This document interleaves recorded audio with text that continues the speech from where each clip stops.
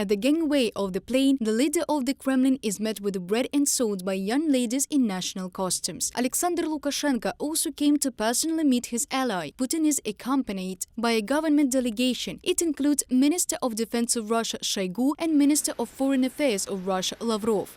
Putin postponed this trip several times, but now he has made up his mind because Russia needs Belarus, and first of all, as a possible springboard for a second offensive on Ukraine. Russia has been actively using the infrastructure of the Belarusian armed forces since February the 24th, 2022.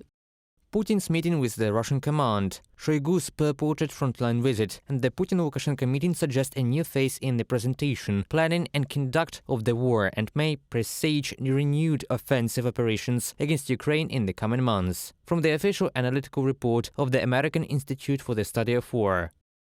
On December the 13th, Lukashenko announced a sudden check of combat readiness of the Belarusian army. The training was held in the northwest of the country, far from the border with Ukraine. They lasted 6 days, just before Putin's visit. The General Staff of the Armed Forces of Ukraine does not rule out that Belarus is preparing to participate in the war against Ukraine, but British intelligence experts do not yet see the grounds for this. Belarus played a key enabling role in Russia's assault towards Kyiv from the 24th February 2022. However, the exercising Belarusian troops and Russian units are currently unlikely to constitute a force capable of conducting a successful new assault into northern Ukraine. From the official report of the UK Ministry of Defense. The commander of the Joint Forces of Ukraine, Serhiy Nayev, believes that the negotiations between Putin and Lukashenko on December the 19th are an attempt by the Kremlin leader to persuade his ally to openly enter the war with Ukraine. In our opinion, issues of further aggression against Ukraine and a wider involvement of the armed forces of the Republic of Belarus in the operation against Ukraine will be discussed during this meeting, in particular, in our opinion, by land. Mikhailo Podolyak, advisor to the head of the Office of the President of Ukraine, has no doubt that this meeting underlines the support of the Republic of Belarus for Russia's intentions to repeat the offensive.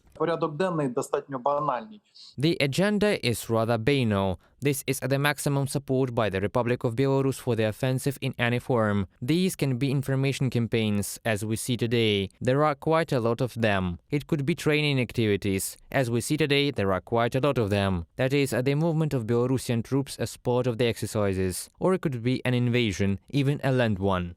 The General Staff of the Armed Forces of Ukraine did not rule out that Minsk was preparing for the war against Ukraine. Russia has been building up the contingent of its troops on the territory of Belarus since mid-October. But today Ukraine is ready to defend all its borders.